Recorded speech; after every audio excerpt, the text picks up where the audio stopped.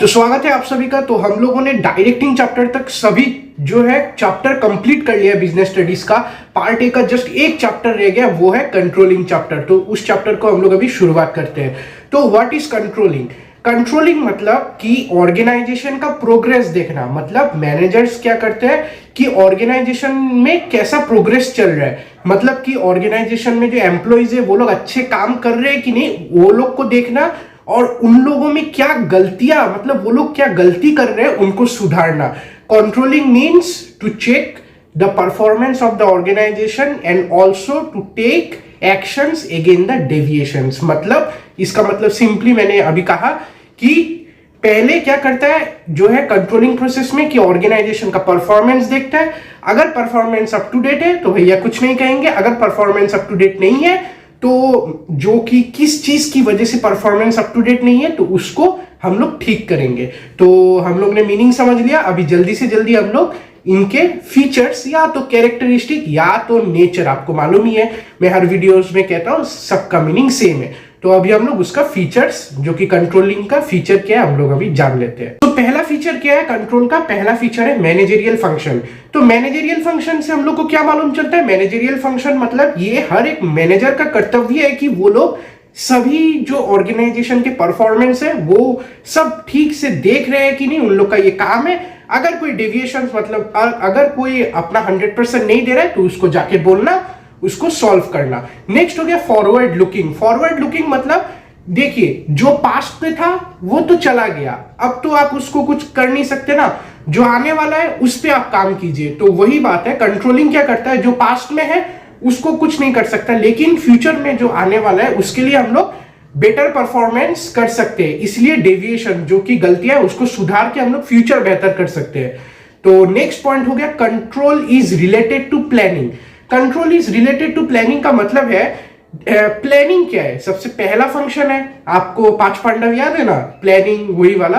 तो प्लानिंग पहला फंक्शन है, और उसके बाद क्या था? Planning, organizing, staffing, directing and controlling. तो कंट्रोलिंग लास्ट में आता है, लेकिन सभी लोग कहते हैं कि कंट्रोलिंग लास्ट में है तो प्लानिंग और कंट्रोलिंग सेम कैसे? देखिए प्लान जब बना दिया जाता है ना, तो प्लान को बनाने के बाद वो देखना पड़ता है कि प्लान एग्जीक्यूट हुआ कि नहीं। तो एग्जीक्यूट कौन कर देखेगा कि हुआ कि नहीं? कंट्रोलिंग देखता है, क्योंकि कंट्रोलिंग में पता चलता है कि वो जो प्लान है वो एग्जीक्यूट हुआ कि नहीं। कोई भी अगर कमी रह गई हो तो डेविएशन, जो मैंने कहा कोई भी डेविएशन रह गया हो तो उसको सुधारने का कोशिश करता है। नेक्स्ट पॉइंट है कंटिन्यूअस एक्टिविटी।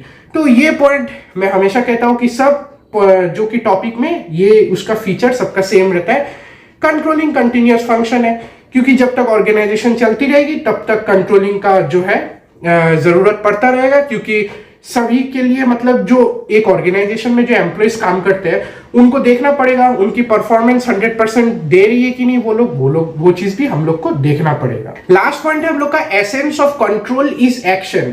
कंट्रोलिंग में क्या होता है कि आप देखते हो ना परफॉर्मेंस ठीक जा रहा है कि नहीं, 100% लोग दे रहे हैं कि नहीं, तो इससे क्या हो रहा है? एक्शन जनरेट हो रहा है ना, आप देख रहे हो, मतलब एक काम हो रहा है, तो इसलिए एक्शन जनरेट हो रहा है। इसलिए बोला गया है कि कंट्रोलिंग में भी एक्शन जनरेट होता है, क्योंकि आप देखते हो कि दूसरे का काम कि वो लोग अपना 100% दे रहे हैं कि नहीं। अगर 100% दे रहे हैं तो ठीक है, अगर नहीं दे रहे तो हम लोग उसको सुधारेंगे। कोई भी मेजर्स होगा वो उन लोग की टेक्निक होगी, उन लोग की, मतलब मैनेजर्स का रूल्स एंड रेगुलेशन में वो आता है कि वो लोग एम्प्लॉइज को कैसे सुधारे। तो अभी हम लोग आगे बढ़ते हैं कि नेक्स्ट टॉपिक पे है जो है what are the steps in controlling process. मतलब क्या क्या स्टेप है कंट्रोलिंग प्रोसेस का, किस तरह से हम लोग कंट्रोलिंग मतलब जो करते हैं, मतलब कंट्रोलिंग कैसे मैनेजर करते हैं, वो लोग अभी हम लोग जानेंगे। सो पहला स्टेप है setting of control standard. Setting of control standard का मतलब ये है कि एक ऑर्गेनाइजेशन क्या करती है, पहले से ही सभी प्लान क्या करती है वो लोग बना लेती है। वो लोग ये भी सोच लेती है कि हम लोग अगर इस प्लान के मुताबिक चले तो हम लोग को फ्यूचर में जाके ऐसा रिजल्ट होगा, मतलब अचीवमेंट हमको लोग मिलेगा। तो पहले से ही सब कुछ प्लान हो जाता है, इसीलिए इसको कहा गया है setting up of control standards. Easily आपको मैं समझा रहा हूं छोटे मतलब मीनिंग से हिंदी में कि setting up of control standard का मतलब है कि पहले से सभी जो प्लान्स, गोल्स, सभी कुछ मतलब ड्रॉ कर लेना कि अगर मैं ऐसे चला तो मुझे ऐसे गोल अचीव करने का, मतलब जो रिजल्ट है मुझको ऐसे मिलेगा। तो तो सोच लीजिए, एक एग्जांपल दे रहा हूं, अगर आपने एग्जाम के पहले 3 घंटे पढ़ाई की, तो आपको मालूम है कि एक सब्जेक्ट में आप जिस सब्जेक्ट के लिए 3 घंटे आप लोगों ने पढ़ाई की, तो उसको मतलब जब एग्जाम में आपका क्वेश्चन आएगा तो आप इजीली सॉल्व कर पाओगे, तो आपको 80 के अराउंड मिल जाएगा। तो आपने गोल सेट कर लिया ना कि मैं 3 घंटे पढ़ाई करूंगा एग्जाम के पहले, जस्ट बोल रहा हूं 3 घंटे पढ़ाई करूंगा तो मुझे आराम से मैं 80 स्कोर कर सकता हूं। इसीलिए क्या इसका एग्जाम्पल क्या समझा आपने कि पहले से गोल आपने सेट कर लिया, पहले से आपने प्लानिंग कर लिया। नेक्स्ट हो गया measurement of performance. Measurement of performance मतलब कि जो कि सेकेंड स्टेप है, मतलब कि जो मैनेजर्स क्या करते हैं, एम्प्लॉइज को देखते हैं कि उनकी परफॉर्मेंस ठीक है कि नहीं। अगर परफॉर्मेंस ठीक नहीं है, अकॉर्डिंग टू द प्लान नहीं है, तो उन पे सुधार लाना। नेक्स्ट हो गया कंपेयरिंग एक्चुअल एंड स्टैंडर्ड। मतलब एक्चुअल एंड स्टैंडर्ड का मतलब ये है कि देखिए, पहले आपने प्लान बना लिया, नेक्स्ट आपने देखा कि एम्प्लॉइज क्या कर रहे हैं, काम ठीक से कर रहे हैं कि नहीं, उनको देखना। अभी इन दोनों को जोड़ देना, मतलब प्लान कैसा है 100%, एम्प्लॉइज कैसे है 90%, वो 10% का डिफरेंस हो गया ना, उस 10% को कंपेयर करना। मतलब कंपेयर करना कि कितना डेविएशन है, मतलब कि कितना कमी है एम्प्लॉइज में। प्लान के मुताबिक एम्प्लॉइज 100% दे रहे तो ठीक है, अगर 100% नहीं दे रहे तो उनको 100% दिलाना पड़ेगा किसी भी हालत में। इसीलिए कहा गया है कंपेयरिंग एक्चुअल एंड स्टैंडर्ड, मतलब कंपेयर करना प्लान को और जो एम्प्लॉइज के परफॉर्मेंस को एक साथ कंपेयर करना और डेविएशन को जल्दी से जल्दी निकाल दे। लास्ट पॉइंट जो है taking corrective action. Taking corrective action का मतलब है, देखिए आप लोग ने डेविएशन पकड़ लिया, मतलब कि क्या कमी है एम्प्लॉइज में आपने देख लिया, तो अभी क्या करना है, आपको इसका सोल्यूशन निकालना है। Solution is the best process of achieving the goal. आपको ये याद रखना है, सभी मैथमेटिक्स में भी आपको सोल्यूशन ही चाहिए अगर आपको मार्क्स स्कोर करना है। कोई भी अगर प्रॉब्लम हो तो आपको जस्ट सोल्यूशन चाहिए। तो मैनेजर्स लोग ट्राई करती है सोल्यूशन निकालने का कि किस तरह से एम्प्लॉय को उसको ठीक किया जाए ताकि वो अपना 90% से फुल अपना 100% दे पाए। तो ये थी हम लोग की लास्ट स्टेप, और हम लोग ने जाना what are the steps of controlling process.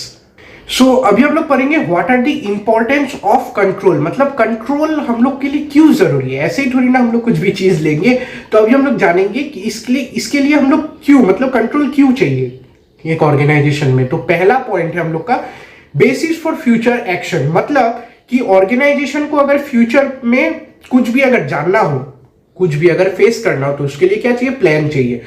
तो कंट्रोल क्या करता है कि उस प्लान को अच्छे से बनाता है, हेल्प करता है बनाने में। अगर कुछ भी डेविएशन रहा तो उस गलती को सुधारने की भी कोशिश करता है ताकि गोल जल्दी से जल्दी और स्मूथली अचीव हो। इसीलिए इसको बेसिस फॉर फ्यूचर एक्शन कहा गया, क्योंकि फ्यूचर को वो स्मूथ बना देता है, अनसर्टेनिटीज कमा देता है। नेक्स्ट हो गया फैसिलिटेट्स डिसीजन मेकिंग, मतलब डिसीजन मेकिंग प्रोसेस को भी ये क्विक कर देता है। क्योंकि देखिए, जब डेविएशन कम जाएगा, मतलब कि गलतियां कमती रहेगी, तब डिसीजन लेने में भी सुधार हो जाएगा। सभी लोग अपना 100% दे रहे हैं तो डिसीजन जो भी होगा रिजल्ट 100% ही निकलता रहेगा। नेक्स्ट हो गया फैसिलिटेट्स कोऑर्डिनेशन। कोऑर्डिनेशन कैसे इंक्रीज होगा, जब ही सभी लोग एक साथ काम करेंगे। तो अगर सभी लोग अलग अलग काम करेंगे, सभी लोग अपना 100% दे नहीं पाएंगे, क्योंकि सभी लोगों की अलग अलग प्रॉब्लम्स फेस करना पड़ेगा। किसी को आएगा, किसी को नहीं आएगा। तो क्या करता है कंट्रोल, क्या करता है, सभी लोगों को एक साथ काम करने के लिए मजबूर करता है। और सभी लोग अगर डेविएशन रहा तो सभी लोग एक साथ सॉल्व करते हैं। तो क्या हो रहा है, कोऑर्डिनेशन सभी लोगों में अपने आप ही, मतलब कोऑर्डिनेशन इंक्रीज हो रहा है और गोल तो भैया जल्दी से जल्दी अचीव हो रहा है। नेक्स्ट पॉइंट है हेल्प्स इन इंप्रूविंग एफिशिएंसी, मतलब कि ये जो कंट्रोल प्रोसेस है ना, ये जस्ट एम्प्लॉइज को भी नहीं, मैनेजर्स को भी इंप्रूव करता है अपने डेविएशंस, मतलब अपनी गलतियों को सुधारने का। दूसरों की गलती से भी हम लोग सीखते हैं कि क्या हम लोग की भी कुछ गलती है कि नहीं। तो कंट्रोलिंग मैनेजर को भी मतलब एकदम सिखा देता है अपना लाइफ का लेसन। नेक्स्ट हो गया फैसिलिटेट्स डिसेंट्रलाइजेशन, मतलब डिसेंट्रलाइजेशन क्या था आपको याद है ना, सेंट्रलाइजेशन और डिसेंट्रलाइजेशन। सेंट्रलाइजेशन मतलब मैनेजर के पास ही सब पावर रहेगा, डिसेंट्रलाइजेशन मतलब जितने भी डिपार्टमेंट्स है, जितने भी डिपार्टमेंट के हेड है, सभी के पास पावर रहेगा। तो क्या क्या होता है कि डिसेंट्रलाइजेशन में सभी को पावर दिया जाता है, तो सभी के पास पावर जो है, रूल मतलब जो भी डिसीजन लेने का सभी डिपार्टमेंट के पास रहता है, सभी लोग अपने हिसाब से डिसीजन ले सकते हैं फ्रीली। तो क्या कर रहा है, डिसेंट्रलाइजेशन को प्रोमोट कर रहा है। कंट्रोलिंग जो फीचर है, मतलब कंट्रोलिंग डिसेंट्रलाइजेशन को प्रोमोट करता है और सेंट्रलाइजेशन को डाउन कर देता है एक ऑर्गेनाइजेशन में। और बड़ी बड़ी एंटरप्राइजेस के लिए डिसेंट्रलाइजेशन बहुत जरूरी है, क्योंकि एक मैनेजर पूरे एंटायर बिग इंडस्ट्री को अकेले संभाल नहीं पाएगा। तो ये थी इंपॉर्टेंस ऑफ। अभी जो लास्ट क्वेश्चन हम लोग पढ़ने जा रहे हैं वो है what are the features of making a control system effective. ये जो कंट्रोलिंग प्रोसेस है इसको हम लोग और इफेक्टिव कैसे बना सकते हैं, इसको हम लोग और मजबूत कैसे बना सकते हैं। तो पहला स्टेप है इसको मजबूत बनाने का, वो है एक्यूरेसी। एक्यूरेसी का मतलब ये है कि हम लोग ने जो इंफॉर्मेशन निकाला प्लानिंग के लिए, वो जो इंफॉर्मेशन हम लोग ने निकाला वो हमेशा एक्यूरेट होना होगा। मतलब कि अगर आपको मालूम है कि फ्यूचर में हम लोग के साथ क्या होने वाला है और अगर आप लोगों ने जो इंफॉर्मेशन इकट्ठा किया वो गलत है तो आपको तो गलत ही रिजल्ट देगी ना। उल्टा क्या हो गया, आपको फ्यूचर में मालूम है कि आपका जो है ऑर्गेनाइजेशन एक प्रॉब्लम फेस करने वाला है और ऊपर से आपने जो इंफॉर्मेशन निकाली है वो भी गलत है, तो प्लानिंग भी गलत, एग्जीक्यूशन भी गलत, गोल तो कुछ अचीव भी नहीं होगा, उल्टा लॉस में जाएगी कंपनी। नेक्स्ट हो गया टाइमलाइन। टाइमलाइन का मतलब ये है कि जो इंफॉर्मेशन आपने निकाली है वो क्या पास्ट में है कि पास्ट की इंफॉर्मेशन है या प्रेजेंट या फ्यूचर की। तो फ्यूचर की तो इंफॉर्मेशन हो नहीं सकती, तो क्या हो गया, फ्यूचर गया एकदम कट, मतलब फ्यूचर का इंफॉर्मेशन तो कभी हम लोग निकाल नहीं सकते। नेक्स्ट क्या हो गया, बची कौन सी दो चीज, प्रेजेंट और पास्ट। अगर पास्ट की इंफॉर्मेशन से अगर प्लानिंग करोगे तो कभी भी गोल अचीव नहीं होगा, क्योंकि वो पास्ट की एक्सपीरियंस है, पास्ट में वो रह चुकी है। प्रेजेंट इंफॉर्मेशन से आपको काम करना पड़ेगा, मतलब प्रेजेंट मार्केट स्ट्रेटेजी क्या है, प्रेजेंट मार्केट की हालत क्या है, सब कुछ क्या है, प्रेजेंट जो की है, प्रेजेंट इंफॉर्मेशन से आपको काम करना पड़ेगा ताकि आप फ्यूचर के गोल को सेट कर सको, फ्यूचर को सिक्योर कर सको। तो टाइमलाइन बहुत ही मेन चीज है अगर आपको कंट्रोल सिस्टम को इफेक्टिव करना है। सो नेक्स्ट पॉइंट है हम लोग का फ्लेक्सिबिलिटी। ये जो कंट्रोल सिस्टम है ये हमेशा फ्लेक्सिबल होना पड़ेगा, मतलब रिजिड नहीं हो सकता, क्योंकि बिजनेस एनवायरनमेंट चेंज होती रहती है, नया टेक्नोलॉजीज एडॉप्ट होता रहता है ऑर्गेनाइजेशन में। तो कंट्रोलिंग सिस्टम भी एकदम फ्लेक्सिबल होना पड़ेगा। सभी लोग को जब आप समझा रहे हो परफॉर्मेंस इंप्रूव करने के लिए एकदम फ्लेक्सिबल होना पड़ेगा। अगर आप सख्त हो गए तो एम्प्लॉइज जो है वो लोग कुछ भी नहीं करेंगे, वो लोग ऑर्गेनाइजेशन छोड़ के चले जाएंगे, क्योंकि आप सख्त हो गए हो, आपकी कंट्रोल सिस्टम सख्त हो गई है।